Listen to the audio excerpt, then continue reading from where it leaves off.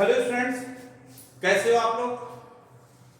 पिछले वीडियो में हमने यूनिट वेक्टर के बारे में बताया था। चैप्टर आपको पता है, चैप्टर मोशन इन प्लेन चल रहा है। तो पिछले वेक्टर में हमने यूनिट वेक्टर के बारे में बताया था। यूनिट वेक्टर्स क्या होता है, डिफरेंट टाइप्स वेक्टर्स है। उसके बाद यूनिट वेक्टर के बारे में बताया था। यूनिट वेक्टर आई जे के क्या रिप्रेजेंट करता है। Unit vector along X axis, unit vector along Y axis और unit vector along Z axis. आज जो है वेक्टर का एडिशन हम लोग डिस्कस करेंगे। वेक्टर का एडिशन, तो सबसे पहले वेक्टर जो हमेशा ऐड होता है, vectors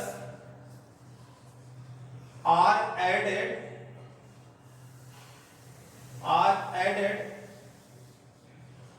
head to tail. First ये हो गया, ये ध्यान में आपको रखना है। हमेशा वेक्टर का एडिशन जो करते हैं हेड टू टेल। कहने का मतलब कि सपोज दैट यह एक वेक्टर ए है, ओके। ये जो वेक्टर आपका ए है और दूसरा वेक्टर ये आपका बी है, वेक्टर बी, ओके। अब जो है इसको ऐड करने के लिए तो पहले वेक्टर का हेड हुआ,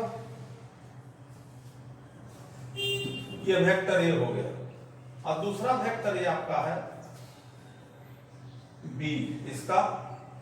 इसके हेड और इसको टेल के साथ हमने क्या कर दिया, कनेक्ट कर दिया। तो देखो फर्स्ट वेक्टर का टेल और लास्ट वेक्टर का हेड ये क्या देता है, रिजल्टेंट देता है। तो यहां से यहां तक इसको हम लोग कहते हैं रिजल्टेंट, और रिजल्टेंट हो जाएगा vector A plus vector B. तो हम लोग क्या कर सकते हैं कि फर्स्ट वेक्टर का टेल और लास्ट वेक्टर का हेड तक जो जा रहा है वो कहलाता है इफेक्टिव वेक्टर, वो रिजल्टेंट बताता है। मतलब जो कह सकते हो कि लाइन ज्वाइनिंग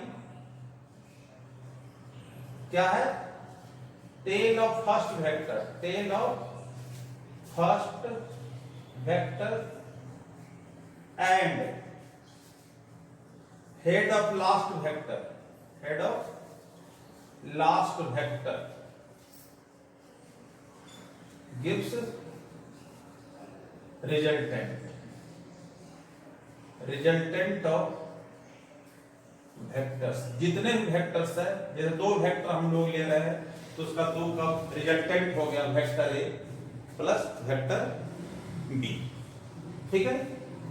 अब इसी के बेसिस पर अगर सपोज दैट जैसे दो वेक्टर है, ये हो गया वेक्टर ए और ये है वेक्टर आपका बी, ये है वेक्टर बी, तो एज इट इज इसको ऐड करना है। तो इसको ऐड करने के लिए हम लोग क्या करते हैं, जैसे हमने कहा वेक्टर ए और ये हो गया as it is you have to vector B, क्योंकि इसके टेल को इसके साथ टच कर दिया।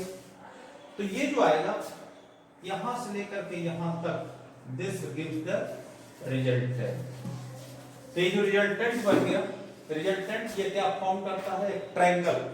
इसलिए इसके बेसिस पर हम लोग क्या करते हैं, इसको triangle law of vector addition. मतलब दो वेक्टर को ऐड करते हैं, किसी एंगल पर इंक्लाइंड रहे तो उसको हम लोग कहते हैं क्या चीज, triangle law of vector addition. तो ट्रायंगल लॉ पर अगर आ जाए, क्योंकि वेक्टर एडिशन में लॉ ऑफ वेक्टर एडिशन में पहला है law of vector addition. Law of vector addition में फर्स्ट में जो हो गया आपका triangle law of vector addition, triangle law of vector addition. Triangle law मतलब क्या, दो वेक्टर मिलकर क्या बना दिया, ट्रायंगल बना दिया, उसका रिजल्टेंट जो है ट्रायंगल बना दिया। तो इसको ट्रायंगल ऑफ वेक्टर एडिशन हम लोग कहते हैं। कहने का मतलब कि सपोज दैट यह एक वेक्टर P है और ये दूसरा वेक्टर, मान लिया ये दूसरा वेक्टर क्या है, Q। तो ये जो हो गया आपका, ये हो गया रिजल्टेंट वेक्टर आपका हो गया, ये हो गया resultant, this is the resultant. तो अगर मान लेते हैं ए बी सी। तो एबीसी क्या हो गया, ट्रायंगल हो गया। तो हम इस लोग क्या करते हैं इसको कि अगर दो वेक्टर जो एक two vectors represents in magnitude and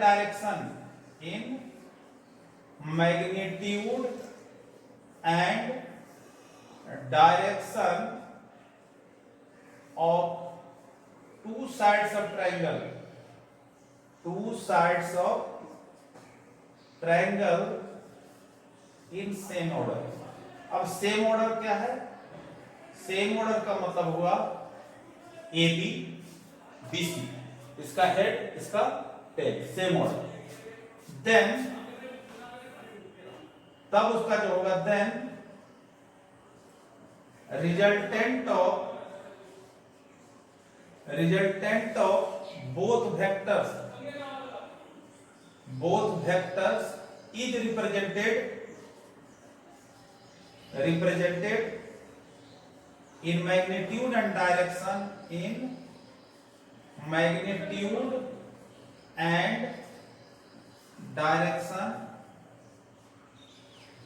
by third side of triangle in opposite order। इन ये सेम ऑर्डर नहीं होगा, क्या होगा, अपोजिट ऑर्डर। तो अपोजिट ऑर्डर का मतलब क्या होगा कि A B B C, this is the same order. C A will be not there, A C अगर लेते हो तो सेम ऑर्डर में आएगा, but resultant will be in opposite order A C. इसी तरह से हम यहां से लिखते हैं vector A B vector B C is equal to vector A C, मतलब vector P plus vector Q is equal to vector R। ये है रिजल्टेंट हो गया, resultant vector R represents resultant vector. तो देखो triangle law of vector addition जो होता है बेसिक लॉ का लॉ, कहीं पर भी आगे पढ़ेंगे, this is the basic law, main law यही आपका है, इसलिए इसको कहते हैं क्या चीज, triangle law of vector addition का, this is the basic law. अब सेकंड देखते हैं हम लोग, नेक्स्ट जो है लॉ ऑफ वेक्टर एडिशन में, उसको हम लोग कहते हैं parallelogram law of vector addition. क्या चीज, parallelogram law of vector addition.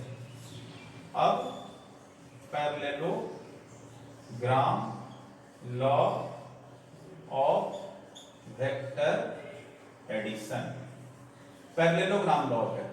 तो पैरेललोग्राम लॉ क्या कहता है कि suppose that two given vector, मान लीजिए वेक्टर P है और this is the vector P Q is there, two given vector represents adjacent sides of the triangle, two given vector represents adjacent sides of triangle. Is it clear कि दो given vector है, देखो एक vector ये हो गया P और second vector भी हम टेकन Q, तो this is the adjacent, two given vector represents adjacent sides of the triangle, then its diagonal represent the resultant of the both vector. तो पैरेललोग्राम है, यहां पर क्या करते हैं, इसके पैरेलल हमने ये बना दिया, इसके पैरेलल ये हो गया P हो गया वेक्टर P, और इसके पैरेलल हो गया वेक्टर Q। तो ये पैरेललोग्राम हो गया, तब पता है इसका रिजल्टेंट कौन सा हो जाएगा, diagonal will be the resultant, diagonal. तो क्या कर रहा है कि two given vectors in magnitude and direction represents two adjacent sides of the triangle parallelogram, then resultant of both vectors is represented by its diagonal. अब दो diagonal होता है, ये डायगोनल और ये डायगोनल, बट स्टार्टिंग कहां से, पॉइंट ओरिजिन। तो OA और OB आपका दो वेक्टर्स है। सपोज दैट ये दोनों जो है इंक्लाइंड है थीटा एंगल, द दोनों कितने एंगल पर इंक्लाइंड है? थीटा एंगल पर। तो आर जो हो गया इसका रिजल्टेंट हो गया। तो इसको हम लोग अब निकालना पैरेललोग्राम लॉ वेक्टर एडिशन से we have to find the magnitude. अब इसी में आएगा find magnitude of resultant of two vectors P and Q। दो वेक्टर हमने लिया P and Q at angle theta. कितने एंगल पर है? At angle theta angle. अब इसका हमें क्या निकालना है? मैग्नीट्यूड निकालना है। तो क्या करते हैं, सपोज दैट ये हो गया आपका C। तो यहां से एक परपेंडिकुलर हम लोग ड्रॉ कर देते हैं। यहां से हमने क्या कर दिया है? परपेंडिकुलर ड्रॉ कर दिया। तो जैसे आपने देखा कि to find magnitude of the image, magnitude of R हमने ड्रॉ कर दिया। ड्रॉ मान लिया CN दे देते हैं, CN perpendicular to OA extended पर हमने परपेंडिकुलर ड्रॉ कर दिया। अब देखो ये एंगल थीटा, तो this angle will be also theta. Corresponding angle आपको पता है, दिस एंगल और this angle will be corresponding angle. तब देखना इन ट्रायंगल CAN, तो CAN में लेते हैं क्योंकि आपने जो परपेंडिकुलर ड्रॉ किया और AN जो एक्सटेंड हुआ है उसकी value we have to find it. तो CAN में sin थीटा अगर लेते हैं तो sin theta perpendicular upon hypotenuse, तो sin थीटा आ गया, CN हो गया CN और परपेंडिकुलर, क्योंकि मैग्नीट्यूड लेना है। आप ऐसे भी लिख सकते हो, वेक्टर को मॉड में भी लिख सकते हो।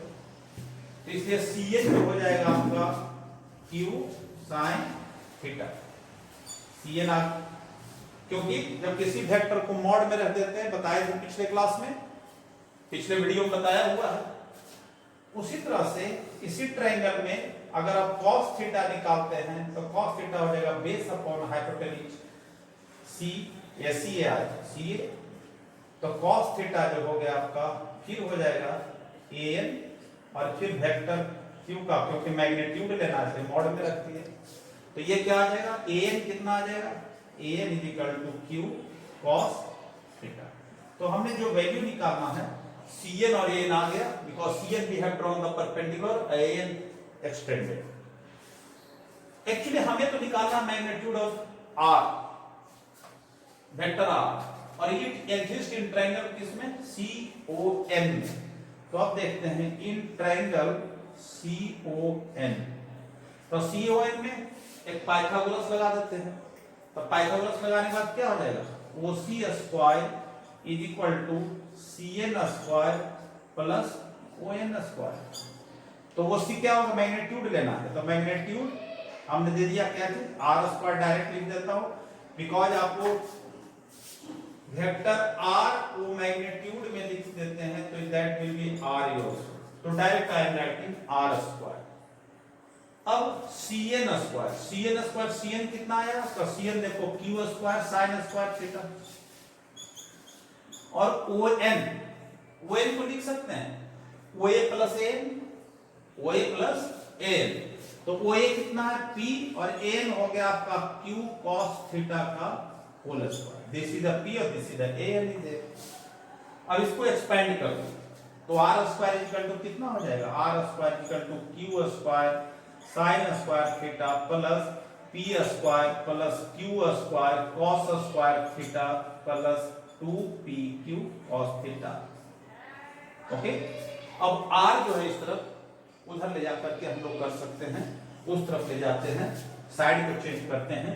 तो P स्क्वायर को पहले लिख लिया प्लस Q स्क्वायर sin square theta plus cos square theta plus 2PQ cos theta लिख दिया।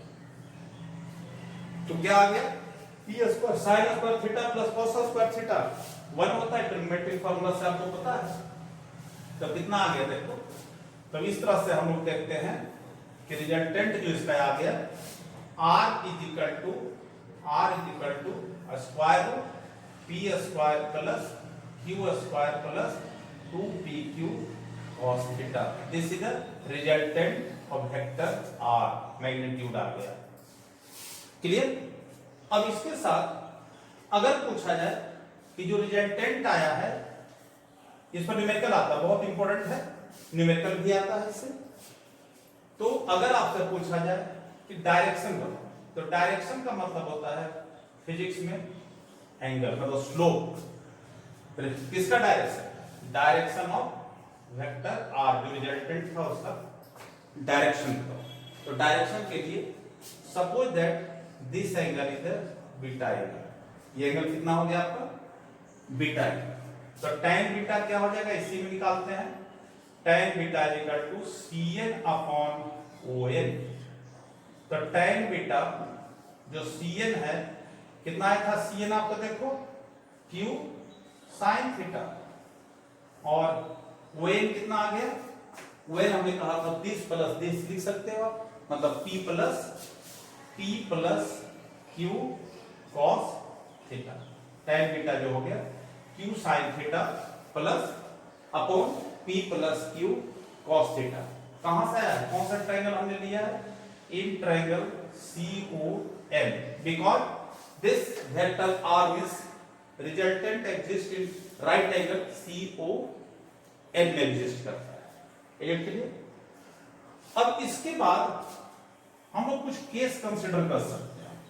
केस कहने का मतलब है कि अगर suppose that this two vector P and Q both are inclined at angle theta, और थीटा 30 डिग्री, 0 डिग्री, 90 डिग्री कुछ भी हो सकता है।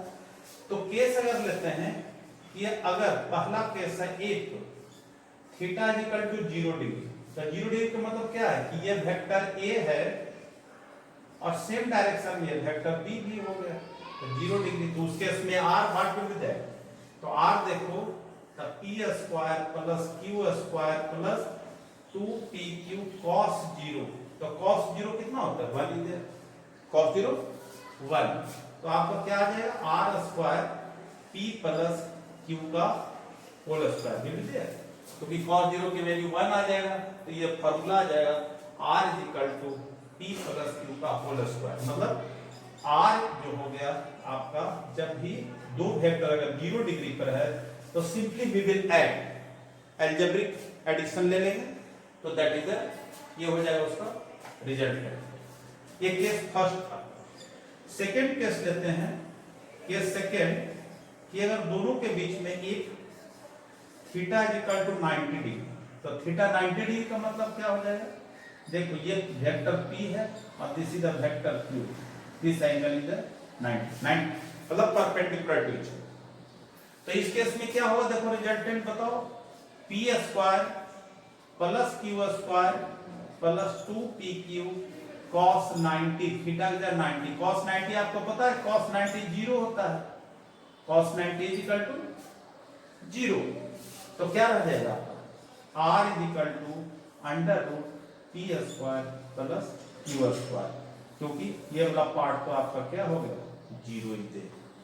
तो R इज इक्वल टू हो गया P square plus Q square.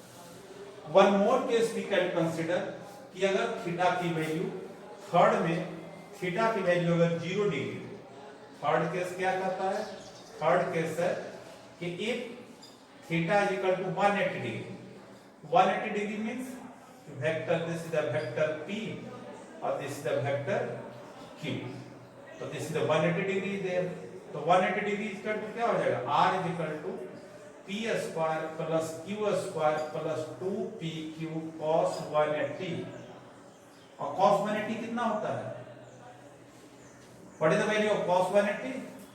cos 180 की वैल्यू होता है -1, cos 180 क्या? -4।